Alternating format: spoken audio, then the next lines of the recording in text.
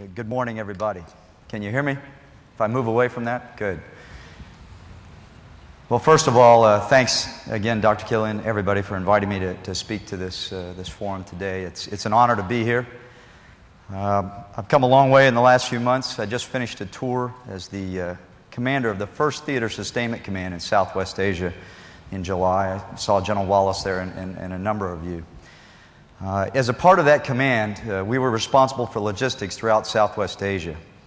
About 7,000 soldiers. We ran about 60 convoys a day at our zenith into and out of Iraq. Let me just pause for a second. How many of you have served in Iraq or Afghanistan? Can I just get a hand? How many of you have family, mothers, daughters, sisters, brothers, nieces, nephews that have served in Iraq or Afghanistan? Okay, that proves my point. So our numbers that have actually served in Southwest Asia may be few, but our numbers of people that we touch or that touch us are exponential. That's about a third of the audience raised their hand. So this is a war that's gone on for at least 7 years, and it's touched all of us. I'm a soldier, and I'm also the father of a soldier in the 101st. She came home from the place called Rustamiyah, Iraq in 2006, and her father was very glad to see her come home. As we ran all these missions into and out of Iraq over the last 15 months of my life, I came home in July, we developed a saying that all of us involved in the business of logistics, sustaining the war, must have one mind focused on the mission, one heart willing to serve, and one purpose: keep soldiers alive, whether we were providing them ammunition or whether it was our own convoys. So what I'd like to do right now, if I can tee this next thing up, is provide you a little bit of a sample of how our American soldiers feel about their mission, and in our case this was the mission moving to and from Kuwait, and why one mind, one heart, one purpose is what it's really all about. Can we click up the next? Thanks.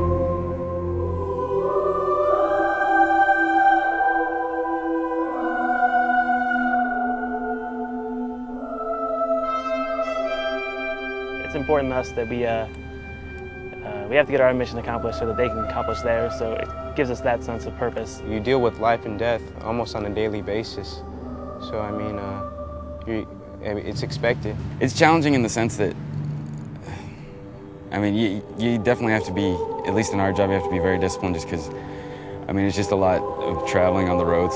So, I mean, you could go 10 hours and not see anything, and then all of a sudden, you know, something happens. I have a greater sense of purpose in my life and a greater sense of responsibility to my community and my country as a whole. You don't actually stop and start thinking about what you're going to do. I mean, you really don't have that much time to stop and think anyways. If we train like we fight, you know, we'll be good to go once the bad stuff happens. I know my guys depend on me just as I depend on them. We get the mission accomplished. That's the easy part. It's just a matter of keeping your body and your mind going every day just to make sure that you're ready to go for that mission. It's very subjective when you say mission because, I mean, a mission could take 3 days or it could take, you know, up to 3 weeks. I think basically the training just gives you a level of maturity that other people just don't see. It's a tough job out here, you know, every day being responsible for other people's lives and your own. It's just nice knowing that you've done something that a lot of other people aren't going to get to do or ever see in their lives.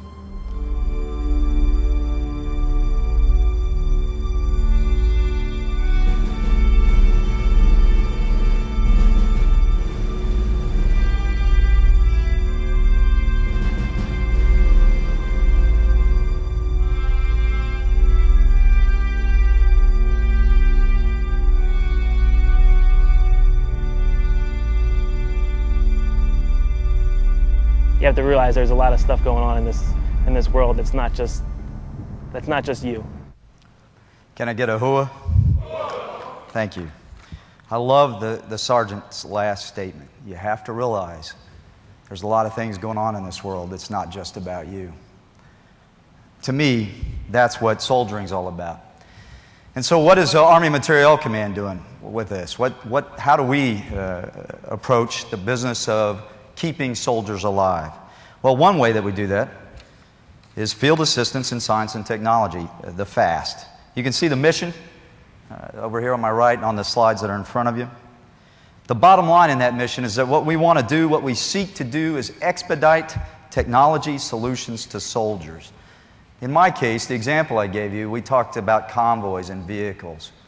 Folks, less than 4 years ago, those same soldiers that you saw near armored security vehicles would have been standing near Humvees without armor on them.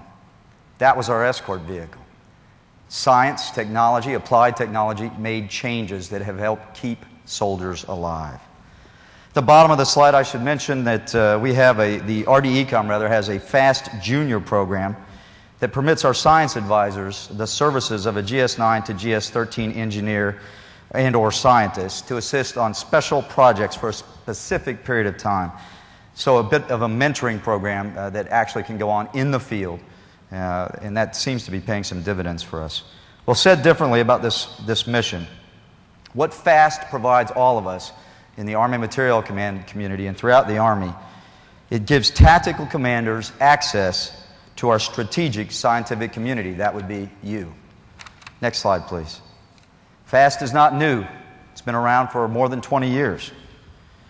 And just another gee whiz note here, they've executed more than 1,100 projects in support of soldiers. And these projects range from the very simple to the very complex.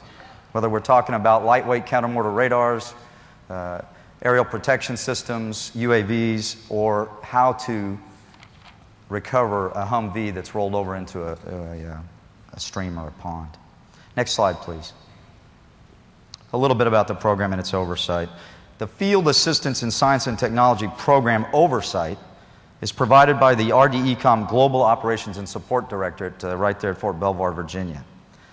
The FAST program consists of a network, and that's the key word, of 22 civilian science advisors and 14 uniformed science advisors located around the world, along with currently one science and technology assistance team on the ground in Iraq, and of course we're preparing one for Afghanistan. These personnel provide support to the combatant commanders, the Army Service Component Commands, and indeed warfighters at every level. Using a network of quick reaction coordinators, the FAST science advisors are critical in the communications and information exchange between field commanders, what's happening on the battlefield, and RDECOM research and development centers and labs. So in many ways, the FAST are the scouts for RDECOM and the rest of us. Next slide, please. This is just a recap of the FAST and the International Technology Centers. I'm not going to read the slide to you. I'll simply say this. FAST conducts weekly teleconferences with all the RDECOM research and development centers and labs to address theater needs and to provide technology updates. We also update or provide some of that update in our Army Materiel Command weekly operations update. It's a global operations update. The International Technology Centers you see on there are used to identify and transfer foreign technology in support of RDECOM research and development centers and labs. Okay, so that's what they are. Where are they? Next slide, please. You can see it's a global effort. We've highlighted a few of the things on there. The key point to this slide is simply this.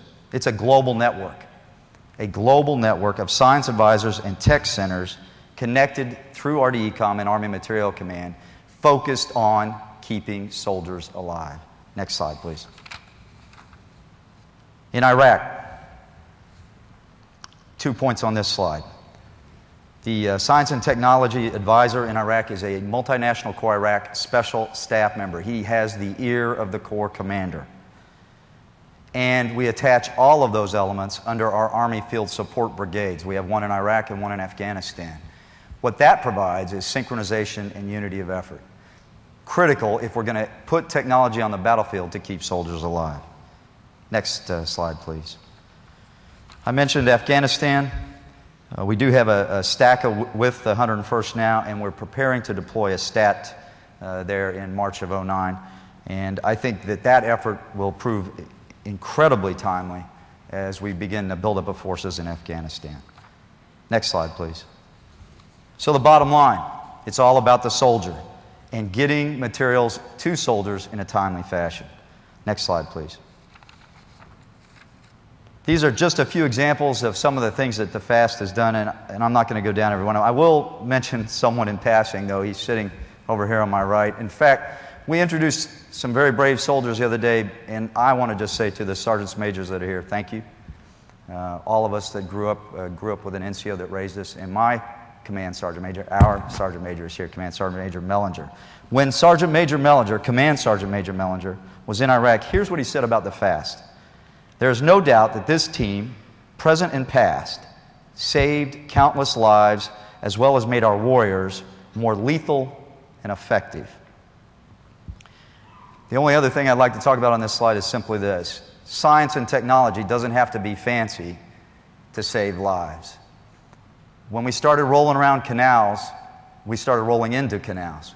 We lost depth perception at night. There were all kinds of problems in an up-armored Humvee. Well, we had to figure out a way to recover soldiers and vehicles out of that very perilous situation. And you can see in the lower right-hand part of the chart, you probably can't make it up. There are just simply two brackets on there. Well, that was an example of a FAST project that then enables us to recover that vehicle and get people out of a very difficult situation. Those efforts started with the 2nd Brigade of the 10th Mountain and the 256th Brigade out of Louisiana. Next slide, please.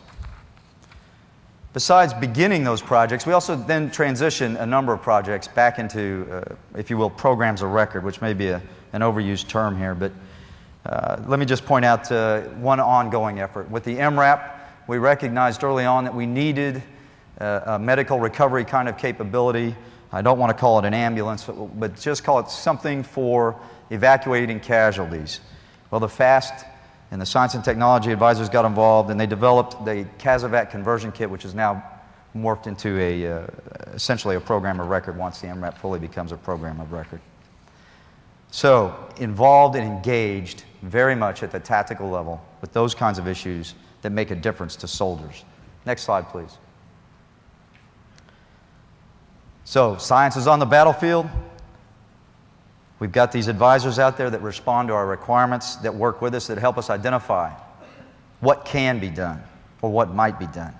We're linked together to the labs, and we do our very, very best to synchronize that across Army Materiel Command and the Army.